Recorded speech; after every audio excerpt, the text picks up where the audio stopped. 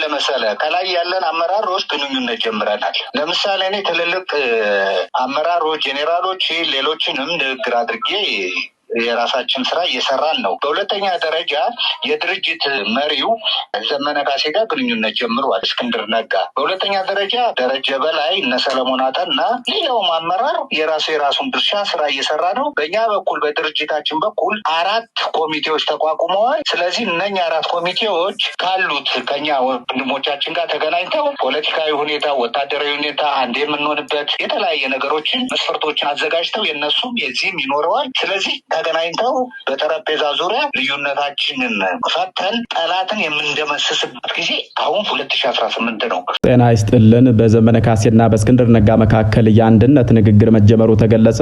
በሁለቱ የፋኖ አመራሮች መካከል በእርቅ የተዋጀ አንድነት እንዲመጣ 4 አባላት ያሉት ግብረ ኃይል ተቋቁሞ እየሰራ መሆኑን ኮሎኔሉ ተናግረዋል። ይሄው ግብረ ኃይልም እስክንድር ነጋንና ዘመነ ካሴን አቀራርቦ ማነጋገር መቻሉን የገለጹት ኮሎኔል አዛናው በተወሰኑ ቀናት ውስጥ አንድነታቸውን ይፋ እናደርጋለን ብለዋል። በሌላ በኩል ደግሞ የመንግስት የመገናኛ አውታሮች የፋኖ እንቅስቃሴ እየተዳከመና ተስፋ እየቆረጠ መጥቷል ሲሉ ዘግበዋል። ከሰሞኑ እጁን እንደሰጠ የሚነገርለት የፋኖ ኃይሎች የደህንነት ዘርፍ ኃላፊ እንደሆነ የተናገረው ወጣት የፋኖ እንቅስቃሴ የጠላትን ተልዕኮ ተሸክመዋል ሲል ተደምጧል። በእርግጥ የአማራ ህዝብ ካመረረ ዓመታቶች ተቆጥረዋል። የአማራ ህዝብ ከጎጃሜነት፣ ሸዋየነት፣ ወሎየነትና ጎንደሬነት በመውጣት በወታደራዊ አደረጃጀቶች በአንድ መዋቅር ውስጥ ከተደራጀም ከራርሟል። በሁለቱ የፋኖ አመራሮች መካከል የተፈጠረው ግጭት በእርቅ እንዲቋጭም እየተሰራ እንደሆነ ይነገራል። የአማራ ፋኖ አንድ ሆኖ መታገል ለአብይ አህመድ መንግስት ግራ መጋባትን፣ ለኦነግ ሸኔ መባተትን፣ ለምዕራባውያን ሀገራት ከሩሲያ ምሬት ጋር ተጨምሮ አስጨናቂ የሚዛን መንሸራተት ስጋትን ይዞ እያዘገመ ነው። ሰርክ በዘፈኑ ከነበላይ ሀገር ጎጃም ተወልጄ በመሸ በጠባ ይከበባል ደጅ የሚለው የአባይ ማዶ ሰው ካገው ምድር እንጅባራ እስከ በላይ ዘለቀ የፋኖነት ቀጠና ደጀን ብሎም እስከ 1960ዎቹ የጎጃም ገበሬዎች አመጽ የፍጥጫ መድረክ እስከ ነበረችው ቢቡኝ ወረዳ ብልጽግናና የፋኖ ኃይሎች ፍጥጫ ዛሬም ቀጥሏል። አባይ የከባት ዘንድ በመጽሐፍ ቅዱስ እግዚአብሔር ያዘዘላት የገነት አምሳያዋ ጎጃም ከመይሳው ካሳ አፄ ቴዎድሮስ እስከ ግርማዊ ቀዳማዊ አፄ ኃይለ ሥላሴ ዘመን ከ1980ዎቹ የወያኔ ታጣቂዎች እስከ አሁኖቹ የሸኔና የብልጽግና ኃይሎች እንደተከበበች ትገኛለች። ለዚህ ስንደት የጊዜ መቼት የቀረበው የአባይ ማዶ ክስተት የምስራቅ ጎጃም ቢቡኝ ወረዳ ወይን ውሃ የምትሰኝ እጅግ ጎስቋላ የቀበሌ መንደር ፋኖችና የአማራ ብልጽግና ኃይሎች ፍጥጫ ነው። ቢቡኝ የሚለውን ቃል አስተካክሎ የጠራ ጋዜጠኛ በሚደነቅባት ወረዳ ተምሮ ሰው መሆን ነግዶ ማትረፍ በሚያስደምምባት የምድራችን ጎስቋላ ሰዎች ቀየ እንደ ሰሞኑ ያሉ መንግስት የሚያባቡ አመጾች ተአምር አይደሉም። መይሳው ካሳ አፄ ቴዎድሮስ ኢትዮጵያን አንድ ለማድረግ ላይ ታች ሲሉ ከገጠሙባቸው የዘመነ መሳፍንት ቅሪቶች አንዱ የጎጃሙ ንጉስ ተድላጓሉ ይጠቀሳሉ። የዛኔዋ መንቆረር ያሁኗ ደብረ ማርቆስ ከተማ መስራቹ ተድላጓሉ ከዳግማዊ ቴዎድሮስ ጋር መሬት ያናወጠው ውጊያ ካደረጉባቸው የጦር ግንባሮች አንዱ ሰበዝ ሜዳ የሚሰኘው የዚህ ሳምንት የአማራ ብልጽግናና የጎጃም ፋኖ አካላት የፍጥጫ ማዕከል በታሪክ የሚጠቀስ ነው።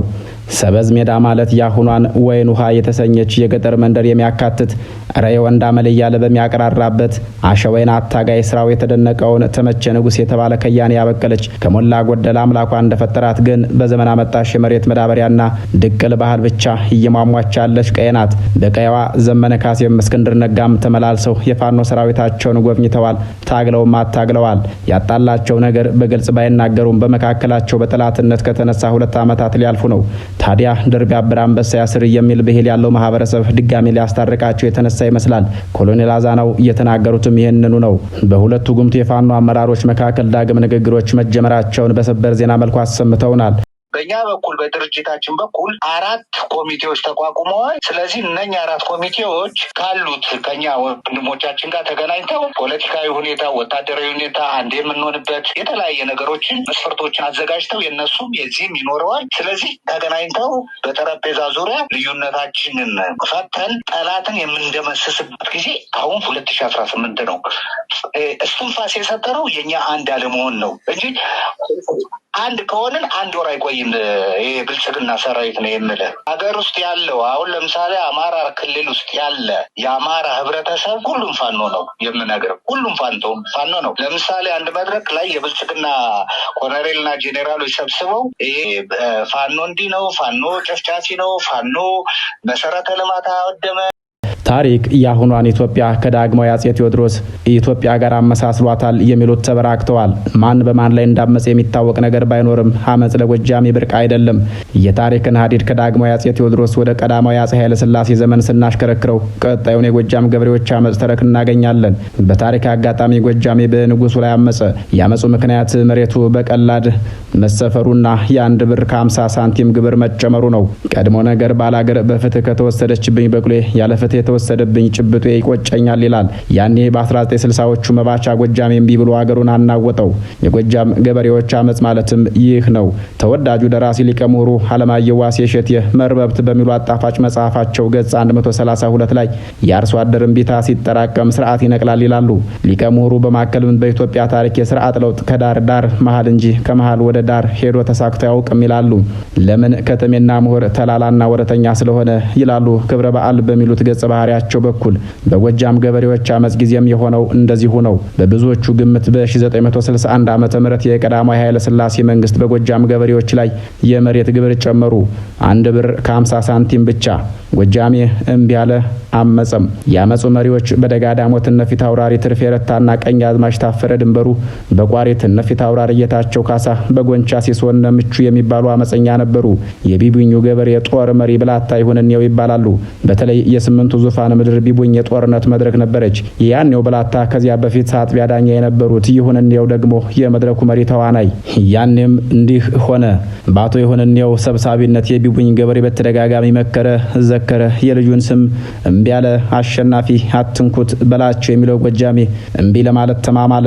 ለዚህ የጽሁፍ ባለቤት የ80 ዓመት ዕድሜ ባለጸጋ አያቱ እንደነገረው ለአመፁ ዝግጅት ይሁንኔው በሚጠራው ስብሰባ ላይ ያልተገኘ ገበሬ እንጀራው ይበላበት ነበር። እንጀራ መብላት ማለት በስብሰባው ላይ የዋለው ገበሬ በቀሪው አርሶ አደር ማጀት እንዳንበጣ መንጋ መስፈር ነው። ምን ይሄ ብቻ! የእርሻ መሳሪያዎች ሁሉ ይወሰዱበታል። ከሀገር የተጣላም እጣው ይችናት ይላሉ። ጎጃሜ ማመፁ በ4 ኪሎ ቤተ መንግስት በኩል ተሰማ። የዛኔ የጎጃም ክፍለ ሀገር አስተዳዳሪም ለጃን ሆይ አልቻልኩም አሉ ይባላል። ከበላይ የዘለቀ የሶማ ተራራ ሽፍትነት ቀጥሎ ለንጉሱ ዙፋን አስጊ ጊዜ እንደመጣም ታመነበት። ለዚህ ከንጉሱ ዘንድ አመፁን የሚያዳፍን ኃይል ተላከ። በቅርቡ የማቻከል አውራጃም የገበሬ ወታደር ለቢቡኝ ወረዳ ታዘዘ። ይሁንኔውም ሊገጥም ተዘጋጀ። በንጉሱ በኩል የተላከው ጦር አቅሙ የተደራጀ እንደነበር የዓይን እማኞች ይመሰክራሉ። የአየር ላይ ጢያራ ወይም አውሮፕላን እንደነበረውም ይነገራል። በደርግ ዘመን የቢቡኝ ወረዳ አብዮት ጥበቃ ጓድ የነበረው ጓዳ አታላይ ንጋቱ እንደሚለው የብላታ ይሁንኔው የገበሬ ወታደር የያዛቸው ጠመንጃዎች እነ ቆመህ ጠብቀኝ ብቻ ነበሩ። ቆመህ ጠብቀኝ የሚባሉትም አልቬን፣ ሚኒሽር፣ ለበን፣ መስኬቶ፣ ወጨፎ፣ ናስማሰር፣ ውጅግራ፣ ቤልጅግ፣ ጓንዴ፣ በርጌስ፣ መስኮብ፣ ኮንጎ የሚባሉት የአሁኑ ጊዜ የተዋቸው መሳሪያዎች ገበሬው የታጠቃቸው መሳሪያዎች ነበሩ። የዘመኑ ሰዎች እንደሚሉት ደግሞ የቀጋሽ መድብቻ ይዞ የወጣ ባላገርም ነበር። ለዚህ ያላቸው ጦርነት ገበሬው ታማኝነቱን ለማረጋገጥ እያንዳንዱ ጠመንጃ እየተራመደም ይማማል ነበር። በጎጃም የብሄል ጠመንጃ መረማመድም መሐላ ነው። ያቺ ቀን ደረሰች። የንጉሱ ጦርና የይሁንኔው ገበሬም ደንበጫ ከተማ ላይ ገጠሙ። በጢያራ ወይም የጦር አውሮፕላን የታገዘው ባለሜዳው የማቻከል ንጉስ አገዝ ጦር ቢቡኝን አሸነፈው። በዚያ ጦርነት የአባይ ልጆች ያለ አግባብ ተፋጁ። በሳምንቱ በጥቅምት ወር የማቻከል ጦር ቢቡኝ ዘመተ። የቢቡኝ ገበሬ ሳይዘጋጅ ንጉሱን ሊደግፍ በመጣው የማቻከል ጦር ተወረረ። ይህን ጊዜም አመታዊውን ነባር የመሬት ግብርም አልከፍልም ያለው ገበሬ ተከበበ። ከመሞት መሰንበትን መርጦ የቢቡኝ ህዝብም የአብያን ወንዝ ተሻግሮ ወደ ሁለት እጁነት ሸሸ። በሽሽቱ ሂደት የሰው የከብቱ መብዛት የአብያን ወንዝ መሻገሪያ እንዳጣበበው ያዩት ዛሬም ድረስ ይናገራሉ።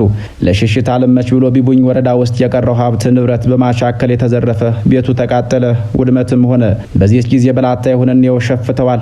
የጎንቻ ጦር ከቢቡኝ ጋር አስተባብረዋል። ለበቀል ውጊያ ተዘጋጅተዋል። ይሄው መደገሱን ያላወቀው ማቻከልም የዘረፈውን ዘርፎ የቀረውን አቃጥሎ ወደ አገሩ ሊመለስ ሲያዘግም ፈረስ መያዣ የሚባል ቦታ ላይ ተከበበ። ፈረስ መያዣ ጮቄ ተራራ አካባቢ ያለ በወታደራዊ ቋንቋ ስልታዊ ወይም ስትራቴጂክ የሚባል ቦታ ነው። አሁን ዋብር ከምትባለው የመንደር ከተማ በቅርብ ርቀት ላይ የበቀል ወጥመድ ተጣለም። ዘርፎ እየሸሽ የነበረው የማቻከል ጦር በይሁንኔውና የምቹ ጦር አደጋ ገጠመው። ፈረስ መያዣ ላይም ተረፈረፈ። ይሄ ማቻከል የቀጭን ዘመናዊ ጮቄ ላይ ተዘርቶ ሊበቅል ነው ወይ ሲል የቢቡኝ ጎጃም የማሾፈበት። ጮቄ በኢትዮጵያ እጅግ ቀዝቃዛማው ቦታ ሲሆን ከራስ ደጀን ቱሉ ዲምቱ ቀጥሎ ሶስተኛው ከፍተኛ ቦታ ነው። እርቀቱም 4100 ልክ ወይም ሜትር ይረዝማል። በመሆኑም እንኳንና ሬሳ እህልም የሚያበቅል ስፍራ አይደለም። የብር ከ50 ሳንቲሙ ጦርነት አንዳቻ ተጠናቀቀ። ጦርነት ስለሆነ ሁለቱም ተጋጣሚዎች ተሸነፉ። ብዙ የሰው ህይወትም ጠፋ፣ ንብረትም ወደመ። የቢቡኝ ሰው የልጁን እድሜ ለጠየቀው ከማቻከል ወዲህ ወይም ከማቻከል በፊት ተወልዳ ነበር ይላሉ። ብላታ ይሁንኔው ለ7 ዓመታት ከመንግስት አይን ተደበቁ። በእርግጥ የሁለቱ አካባቢ ጦሮች ታርቀዋል፣ ቢቡኝና ማቻከል። ግን ብላታ ይሁን ደበሏቸውን ለብሰው ለዓመታት በባታይ ጊዮርጊስ አካባቢ ሸፍተዋል። የጸሐፊው አያትና ብላታ ይሁን ይዋደዱ እንደነበር የጸሐፊው አያት ይናገራሉ። ገበሬን ታምናታለህ መንግስቴ ሲሉ የትዝብት ጥያቄ ጠየቁት እንደነበር ማጫውቶታል። ሴት ልጃቸውን በሰኔ ወር 2012 ዓ.ም ጸሐፊው በአካል አግኝቷቸው ነበር። ከላይ ያለውን ታሪክ ካወጉት በኋላ በቅርብ ዓመታት ታመው እንደሞቱ ነገሩት። ብላታ ይሁን በቀዳማዊ ኃይለ ሥላሴ ላይ ካመጹ አብዮተኞች አንዱ ናቸው። ታሪክ የጎጃም ገበሬዎች አመጽ ሲል በጨረፍታ የሚያልፈው ጉዳይ ውጤቱ ከባድ እንደነበር የሚነገር ነው። ነገርዮሹ መነሻው መሬት ነው። የመሬት መዘዝም ጃንሆይን ከታላቁ ቤተ መንግስት መዞ ያወረዳቸው መሆኑ በብዙ ተጽፏል። ጋዜጠኛና ደራሲ ፍስሐ ያዜ ካሳ የኢትዮጵያ የ5000 ዓመት ታሪክ ካልተዘመረለት ኢያሱ እስከ ኢህአዴግ በሚለው ሸጋ መጽሐፉ ኃይለ ሥላሴን የመሬት ጉዳይ መሬት ከተታቸው ብሏል። ከመሬት ጉዳይ ጥያቄዎች ቀዳማዊው የጎጃም ገበሬዎች ጥያቄ ነው። በጊዜው ለ2 ዓመታት ያልተከፈለውን ግብር ጎጃም በጥፎ ቢከፍልም ከ5 ዓመታት በኋላ መሬት ላራሹ ደርሶ ንጉሱን ተበቀላቸው። የቢቡኝ አማጺ ገበሬም ደርግ እንደገባ የ1 ዓመት ግብር ምህረት አገኘ። የብር 50ውን ጦርነት ተረክ ለመቀጠል ብላታ ይሁንኔው የሞቱለት ማሬ ቢሻው የሚባሉ አፈማር ወይም ጥበበኛ ቢቡኝማ ምን ያድርግ በጩኸት የመጣው ዳሞትማ ምን ያድርግ በጩኸት የመጣው ባታይ ያልቅስ እንጂ የበላ የጠጣው ብለው አስለቀሱ። ጫማ ሳያደርግ ያበላው ያጠጣው የባታይ ጊዮርጊስ ሰው ይበልጥ ያልቅስ ማለታቸውን አስለቃሹም። መጨረሻው ብላታ ይሁንኔው ጫማ ይጫሙም ነበር ይባላል። ይህን ያስተዋሉት ወርቅነህ ሰይጤ የሚባሉ እንዲህ አሏቸው አሉ። ይሁንኔው ጫማ የማታደርግ ለምንድን ነው? ይሁንኔው ጫማ የማታደርግ ለምንድን ነው? እግሬን ምቾት አልምጄ ክፉ ቀን ቢመጣስ ይሉታል ብላታው። ወርቅነህ ሰይጤም ኧረ ክፉ ስትመኝ መልካሟ ይለፋሉት ይባላል። የዚያ ዘመን ተረክ እንዲህ ቢጠናቀቅም በተለይ የጎጃም በአጠቃላይ የአማራ ህዝብ ትግል አልተጠናቀቀም። ምናልባትም ብላታ ይሁንኔው በፋኑ ዘመነ ካሴ፣ በፋኑ አስረስ ማረ ዳምጤ፣ በፋኑ ዝናቡ ልንገረው፣ ነቆመ ጠብቀኝ፣ በሩሲያ ሰራሽ ክላሽንኮቭ የዛ ጊዜዎች የጎጃም ሰርግ ቤት ፎካሪዎች በነተመቸ ንጉስ ሰማሃኝ በለው ልብ የሚያሞቁ ቀረርቶና የበላይ ዘለቀን ጀብዱ ደግሞ እንደ ሰንደቅ በሚያውለበልቡ ዘፈኖች ተሟሽተው አመጹ ተቀጣጥሏል። የአማራ ትግል የጥፋት ነጥቡ ላይ ደርሷል። በአንድ በኩል ጠቅላይ አዛዥ ወይም ጄኔራል ተፈራ ማሞ ለፍትህ መጽሔት የአማራ ልዩ ኃይልን እንዳይደራጅ ስለሚፈልግ ነው ከስልጣን የተነሳሁት ብለው ነበር። 10 ቦታ የጥይት ምት እያለብኝ በዚያው ክረምት በዱላ ገብቼ ያዋጋሁት ለዝና ወይም ለሌላ አይደለም፣ አማራን እንበቀላለን ብሎ ፎክሮ የመጣውን ኃይል ለመደምሰስ ነው። እሱም ተሳክቶልኛል። እነሱ የፈለጉት ቦታ መሾም እንደሚችሉ እኔም ይህንን ኃላፊነት እንደማልቀበል ነግሬያቸዋለሁኝ ይላሉ። ከኃላፊነት የተነሳሁት ዋነኛ ምክንያት የአማራ ልዩ ኃይል እንዳይደራጅ የሚፈልጉ ጄኔራል መኮንኖች በመከላከያ ውስጥ በመኖራቸው ነው ሲሉ አክለዋል። ገና ስናደራጅ ይፍረስ ሲሉ የነበሩ አንዳንዶቹ የኛው ድርጅት የህወሓት አለቅላቂዎች አሉ። እነዚህ ናቸው ልዩ ኃይሉ እንዳይጠናከርና ክልሉ ለጠላት ተጋላጭ እንዲሆን የሚያደርጉት ሲሉ አክለዋል። በግልባጩ ጸሐፊ ያናገራቸው አንድ ስማቸው የተደበቀ ዝነኛ የአማራ ነገረ ፈሊጥ ወይም ፖለቲከኛ የስዕበት ማዕከል የሆኑ ሰው ከሰሞኑ ይፋ በሚሆን ቃለ ምልልሳቸው የአማራ ፋኖን አካሄድ መደበኛና ኢ መደበኛ ነው የሚያሰኝ ሰፊ አገላለጽ በመጠቀም ስርዓት እንዲይዝ ለሚታገል ነጻነት ይጠቅም ዘንድ ከህወሓት ረቂቅ ሴራ ለማምለጥም በስርዓት እንዲደራጅ ይመክራሉ። እኒህ ታላቅ የአማራና የኢትዮጵያ አሁናዊ ነገረ ፈሊጥ ወይም ፖለቲከኛ ሰው ከላይ የተጠቀሱትን የአማራ ልዩ ኃይል አዛዥ የመሪነት ብቃት በጣም ይጠራጠራሉ። እሳቸው በሚስጥር ለጸሐፊው አማራ መሪ አላገኘም፣ ሁሉም ለግል ክብሩ የሚጨነቅ ነው ብለውታል።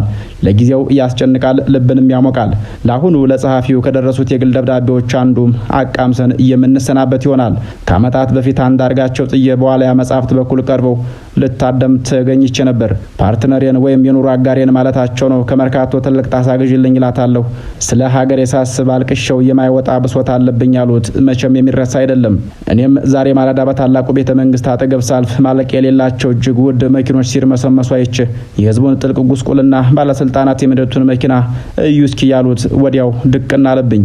እኚህ ሰዎች የሚጫወቱበትን ገንዘብ ትተነው እንዲህም እያደረጉ ዘወትር የችግርና የህዝብ ጉስቁልና ምንጭ መሆናቸውን ስናይ ደግሞ እጅግ ያመናል። አንዴት በቱሪዝም ዘርፉ ላይ የምትሰራ ወዳጄ በሄደችበት ሁሉ የህዝቡን አስከፊ የወረደ ህይወት ቀርጻ ታሳየኛለች። የአማራን ክልል ጉዳይማ ባናወራው ይሻላል። የጄኔራሉን ልዩ ቃለ መጠይቅ ዓመታት በፊት ፍትህ መጽሔት መጽሔት ላይ በማንበቤ ብቻ እንኳን የተሰማኝን አሳዛኝ ስሜት ልገልጽልህ አልችልም። የአማራን ሕዝብ ነጻ ለማውጣት ህወሓት በ1967 የጀመረውን ከማድረግ ውጪ አማራጭ አለ ብዬ በጭራሽ አላምንም። ከአማራው ውጪ እኮ ሁሉም ተቆርቋሪና ነጻ አውጪ አለው። እንደምታውቀው ሩሲያ ዩክሬንን ከወረረችባቸው ምክንያቶች አንዱ ትልቁ ዘለንስኪ የሩሲያ ማንነት ያላቸው ሰዎች በጣም ሲጨቁኑ በመኖሩ ነው።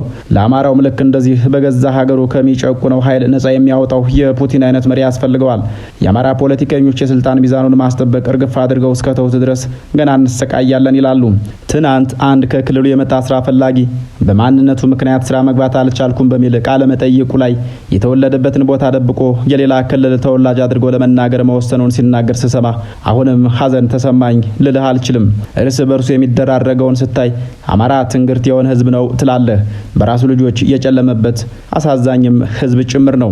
በጥቅሉ ስታስበው ያን ያህል ታሪክና ቀደምትነት ያለን ህዝብ፣ የተፈጥሮ ጸጋና በቂ የሰው ኃይል ያለን ህዝብ እንዲህ መኖር አለብን?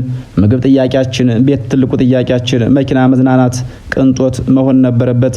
ለማንኛውም ቆዝመህ አታስቆዝመኝ ይላሉ። በአማራው በኩል መሪ ነን ብለው የወጡት እስክንድር ነጋና ዘመነ ካሴም እርስ በርሳቸው ተጣልተው አመታት ሄደዋል። ዛሬ ደግሞ በሁለቱ ኃይሎች መካከል እርቅ ሊወርድ ንግግር ጀምረዋል የሚል ዜና ሰምተናል። ያዝልቅላችሁ በሚል መልካም ምኞት እንሰነባበታለን። ለዛሬ በዚህ አበቃን። ቸር ያገናኘን።